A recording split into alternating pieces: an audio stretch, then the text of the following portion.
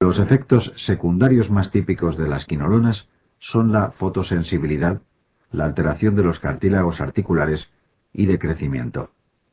Pueden producir también roturas tendinosas, siendo la más frecuente la del tendón de Aquiles por la elevada tensión que soporta.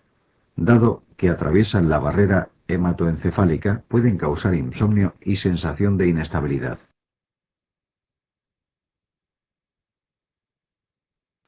Tetraciclinas.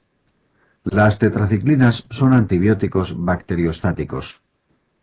Su mecanismo de acción es inhibir la síntesis proteica actuando sobre la subunidad pequeña 30S del ribosoma bacteriano. Al ser su espectro relativamente amplio, sus indicaciones pueden ser muchas. Las que más te conviene recordar son multitud de infecciones relacionadas con el campo. Es de elección ante bacterias del género Rickettsia, Coxiella. Pueden usarse en la brucelosis, en algunas espiroquetas como la enfermedad de Lyme. Es importante que recuerdes su asociación con el campo. Esto puede ser útil en preguntas tipo caso clínico. Clamidia trachomatis es una causa frecuente de uretritis, que también se trataría con tetraciclinas. Otras bacterias del género Clamidia también se pueden tratar con estos fármacos, como Clamidia pneumoniae. El tratamiento fundamental del cólera es la reposición hidroelectrolítica, pero su agente causal responde a tetraciclinas. Las tetraciclinas no solo tienen propiedades antibióticas, sino también antiinflamatorias. Por este motivo, el acné moderado severo se considera una de sus posibles indicaciones. La toxicidad de las tetraciclinas se parece en cierto modo al de las quinolonas. Al igual que estas, son también teratógenas y pueden producir reacciones fototóxicas. Igual que las quinolonas pueden afectar a las articulaciones. Las tetraciclinas tienden a lesionar el hueso.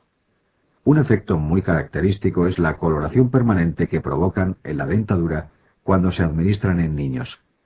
Por este motivo no es aconsejable su uso durante la infancia. Las tetraciclinas pueden producir toxicidad en el hígado, sobre todo en el embarazo. Se ha descrito como típica una esteatosis que recuerda mucho a la que produce el alcohol, por lo que se llama esteatosis pseudoalcohólica. Por último, cabe mencionar su posible implicación en el síndrome de hipertensión intracraneal benigna. A veces aparecen tratamientos prolongados, por ejemplo, en el acné. Por ello, no deben combinarse con retinoides para tratar esta enfermedad, porque aumenta el riesgo de este síndrome.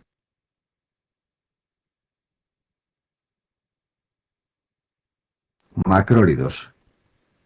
Los macrólidos son antibióticos bacteriostáticos. Su mecanismo de acción es similar al de las tetraciclinas, impidiendo la síntesis proteica. No obstante, la subunidad ribosómica sobre la que actúan es la grande 50S. De hecho, las indicaciones de los macrólidos y tetraciclinas es similar porque los dos son útiles para microorganismos intracelulares. Las más típicas de los macrólidos son la legionela, el micoplasma y la clamidia. Recuerda que para la legionela actualmente se prefiere el levofloxacino. Otra típica pregunta es, ¿qué tratamiento emplearías en alérgicos a betalactámicos? La respuesta suele tratarse de un macrólido. Ten en cuenta que esto es una regla general. En algunos casos puede ser preferible otro antibiótico, pero generalmente se procede de esta forma. Existen algunos macrólidos con características especiales. De cada uno debes conocer. La eritromicina tiene especial tendencia a producir flebitis si se administra intravenosa. La claritromicina es el antibiótico más activo frente a Helicobacter pylori. La acitromicina es el macrólido más activo frente a clamidia y a Haemophilus. Por este motivo, un tratamiento empírico frente a una uretritis podría ser ceftriaxona, para cubrir el gonococo, y acitromicina pensando en clamidia.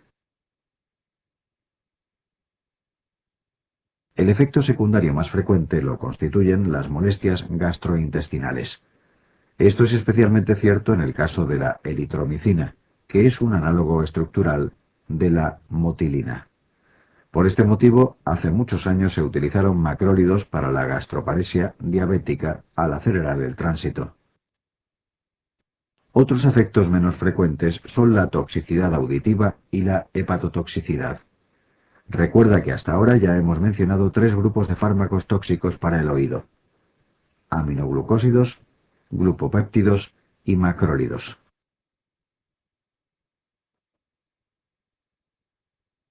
Metronidazol. El metronidazol es un antibiótico bactericida. Es tóxico para el genoma bacteriano, ya que sus metabolitos son tóxicos para el ADN. Sus indicaciones fundamentales son las bacterias anaerobias y algunos protozoos. Dentro de las bacterias anaerobias destacan algunas muy preguntadas en el examen. A continuación mencionaremos cuáles son y sus detalles más preguntados para que te sirva de repaso. Clostridium difficile, agente causal de la colitis pseudomembranosa. También es útil frente a otras bacterias del género Clostridium. Género Bacteroides, que suelen ser resistentes a penicilina y derivados. Gardnerella vaginalis, causante de la vaginosis bacteriana. Recuerda el típico olor a pescado podrido. Entre los protozoos cabe mencionar Giardia lamblia. Recuerda que este microorganismo se asocia al déficit selectivo de IgA. Etamoeba histolítica. Debes asociarlo con viajes a zonas como la India. Recuerda que puede producir síndromes disentéricos y abscesos hepáticos. Trichomonas vaginalis, que produce vaginitis con intenso prurito y flujo vaginal espumoso. Los efectos secundarios más frecuentes, como en muchos fármacos, son gastrointestinales. Sin embargo, los más importantes para el examen son alteraciones neurológicas. Recuerda que el metronidazol atraviesa muy fácilmente la barrera hematoencefálica. Por ello es posible que produzca convulsiones y en algunos casos encefalopatía. También puede producir neuropatía periférica. Durante el embarazo y la lactancia no debe administrarse este antibiótico. Es especialmente peligroso durante el primer trimestre de la gestación. El paciente debe evitar el alcohol durante el tratamiento con metronidazol, ya que produce efecto antabús. Aminoglucósidos. Los aminoglucósidos son antibióticos bactericidas. Su mecanismo de acción consiste en inhibir la síntesis proteica, actuando fundamentalmente sobre la subunidad 30S. Su principal indicación son infecciones por gérmenes gram negativos. No obstante, no debes olvidar que cuando se combinan con betalactámicos, se potencian mutuamente obteniéndose una acción sinérgica. Por este motivo, pueden combinarse con la cloxacilina en el tratamiento de la endocarditis estafilocócica, entre otros muchos ejemplos. Sin embargo, para lo que no tienen indicación alguna, son las bacterias anaerobias. Frente a ellas carecen totalmente de actividad. Dentro de los aminoglucósidos son de mención algunas peculiaridades. La gentamicina es el más clásico y conocido. La tobramicina es similar, pero con mayor actividad frente a pseudomonas. La amicacina es el mejor frente a pseudomonas, y también el menos afectado por las resistencias bacterianas. La streptomicina se reserva para indicaciones muy concretas como la peste, el muermo y la brucelosis. La toxicidad de los aminoglucósidos es considerable. Además, al ser de administración parenteral, se reservan para infecciones de cierta gravedad. Los efectos adversos más preguntados son la nefrotoxicidad y la ototoxicidad. Estos efectos los comparten con la vancomicina. La nefrotoxicidad es reversible, mientras que la ototoxicidad no lo es. Esto es algo bastante lógico, puesto que las células tubulares del riñón regeneran con relativa facilidad cuando son lesionadas. En cambio, las células ciliadas que están en la cóclea tienen mucha menor capacidad de regeneración. Ten en cuenta que son neuronas modificadas. El bloqueo neuromuscular no es tan importante como estos dos efectos, pero no debes olvidarlo. Es el motivo por el que no son aconsejables en pacientes con miastenia gravis.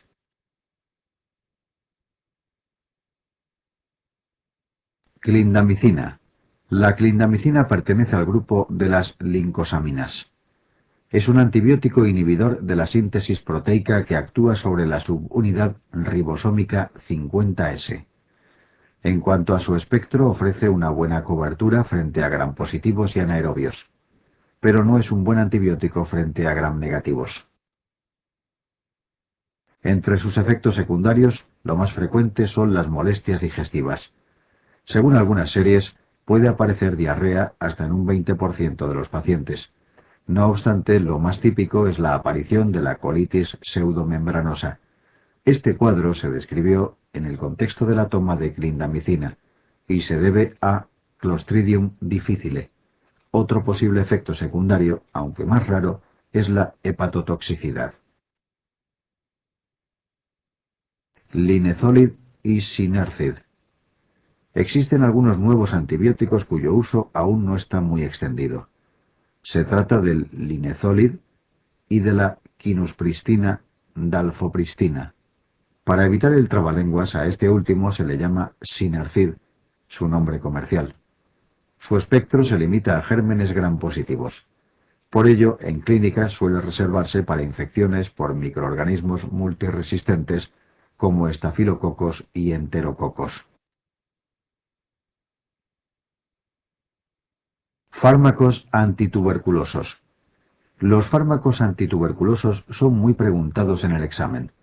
Aunque en infecciosas los verás con más detenimiento, vamos a mencionar lo más importante para que te sirva de repaso o introducción. Te adjuntamos una tabla resumen para simplificarte el estudio. Basta que conozcas los fármacos de primera línea, los otros son bastante menos importantes. La isoniazida es el más importante de los fármacos antituberculosos. Su toxicidad más importante es hepática, sobre todo al combinarse con rifampicina, lo que es habitual. Puede producir también neuropatía periférica, que puede prevenirse con piridoxina, vitamina B6. La rifampicina es también hepatotóxica. Recuerda que cuando se toma, las secreciones se vuelven naranjas, como sucede con la orina y las lágrimas. También es típico de ella el síndrome pseudogripal. La piracinamida tiene un efecto secundario muy característico, la hiperuricemia. A nivel analítico, en ocasiones es aprovechado por los clínicos para comprobar que el paciente realmente toma el tratamiento. El etambutol es el único antituberculoso de primera línea que es bacteriostático.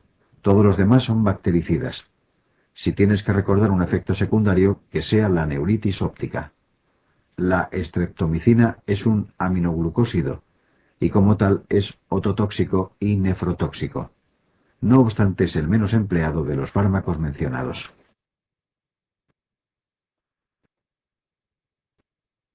Farmacología cardiovascular. La farmacología cardiovascular y del aparato respiratorio es un tema esencial para el examen. Aparece ampliamente explicado en las distintas asignaturas médicas, pero conviene integrarlo en el capítulo de farmacología para obtener una visión de conjunto de estos fármacos.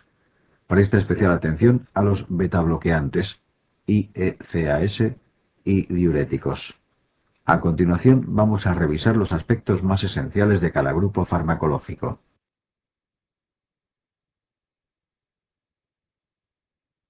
Betabloqueantes.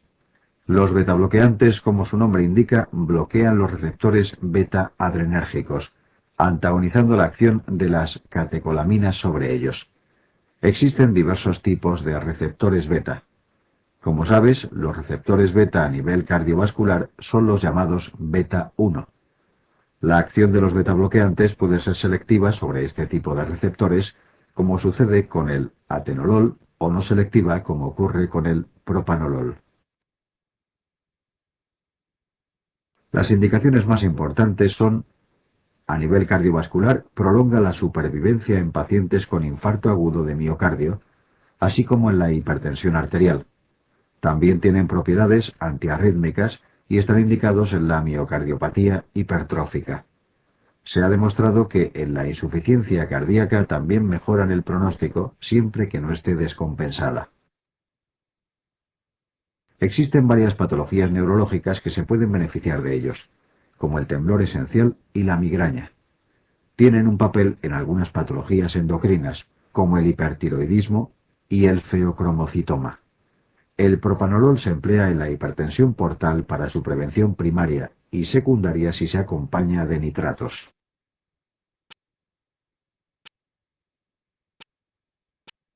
Como hemos visto, las indicaciones de estos fármacos son numerosas, pero sus contraindicaciones no lo son menos. La más preguntada en el examen es el asma, debido a que producen contracción de la musculatura lisa bronquial. Por el mismo motivo, estarían contraindicados en el EPOC. En el caso de la insuficiencia cardíaca, está bien demostrado que deben emplearse, excepto en fases de descompensación, puesto que podrían empeorarlas al ser cronotropos e inotropos negativos. Por otra parte, los betabloqueantes tienen cierto efecto vasoconstrictor, por lo que no pueden emplearse en enfermedades como la claudicación intermitente, la impotencia o la angina de Prinzmetal. Hemos mencionado anteriormente que se emplean en la cardiopatía isquémica por su efecto antianginoso, pero este caso es una excepción por su carácter vasoconstrictor. Por último, dado que están indicados en el hipertiroidismo, no pueden emplearse en su situación contraria, el hipotiroidismo.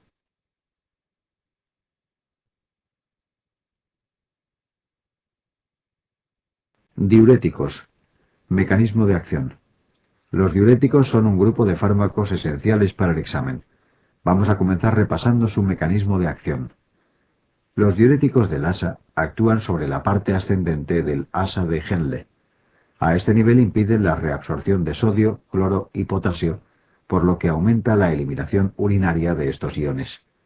El ejemplo más clásico es la furosemida. Las tiacidas son diuréticos que actúan en el túbulo contorneado distal. A este nivel impiden la reabsorción de sodio y cloro. Junto a esta bomba de sodio y cloro existe un intercambiador de sodio-calcio sobre el que también actúan, pero esto lo veremos más adelante. Los ahorradores de potasio basan su mecanismo de acción en antagonizar la aldosterona o su receptor.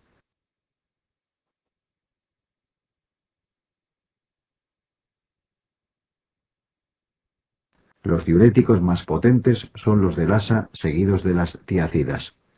En último lugar estarían los ahorradores de potasio.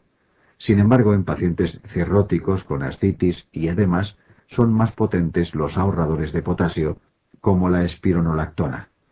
Esto se debe a que en estos pacientes, por su hipovolemia, existe un importante hiperaldosteronismo secundario que impide que orinen.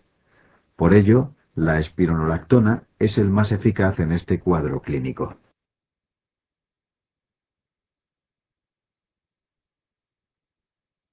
Efectos hidroelectrolíticos. Este cuadro que te mostramos es fundamental, no lo olvides nunca. Estúdialo atentamente y recuerda las siguientes observaciones. Los diuréticos del asa y las tiacidas producen alcalosis metabólica e hipopotasemia. En estos son iguales. Sin embargo, las tiacidas disminuyen la calciuria, mientras que los de asa la aumentan. Por este motivo, las tiacidas son el tratamiento de la hipercalciuria idiopática. Los ahorradores de potasio, como su nombre indica, aumentan el potasio en sangre, al contrario que los otros diuréticos. Al antagonizar la aldosterona, los ahorradores de potasio tienden a causar acidosis metabólica, igual que ocurre en el hipoaldosteronismo. Sin embargo, los otros diuréticos producen alcalosis.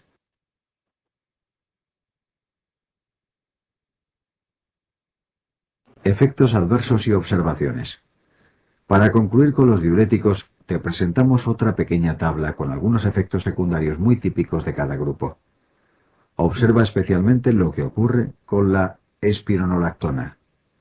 Tiende a producir impotencia y ginecomastia. Esto se debe a su acción antiandrogénica. Últimamente ha aparecido un nuevo antagonista de la aldosterona llamado eplerenona, cuyas indicaciones son las mismas, pero que carece de este efecto.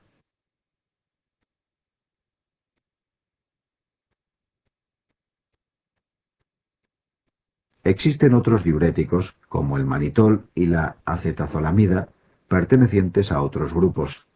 Al ser mucho menos importantes, no merece la pena una revisión exhaustiva. Recuerda que el manitol es un diurético osmótico y que la acetazolamida es un inhibidor de la anhidrasa carbónica, por lo que aumenta la excreción urinaria de bicarbonato.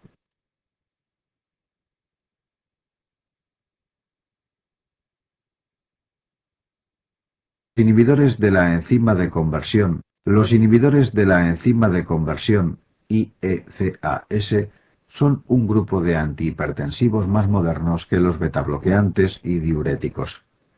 La enzima de conversión se encarga de transformar la angiotensina 1 en angiotensina 2.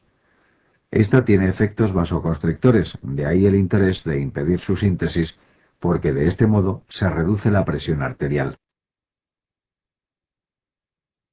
La angiotensina 2 no solo produce vasoconstricción, también induce la proliferación de determinadas células, como los miocitos cardíacos y los fibroblastos. Por ello, participa en la remodelación miocárdica de la insuficiencia cardíaca y postinfarto agudo de miocardio.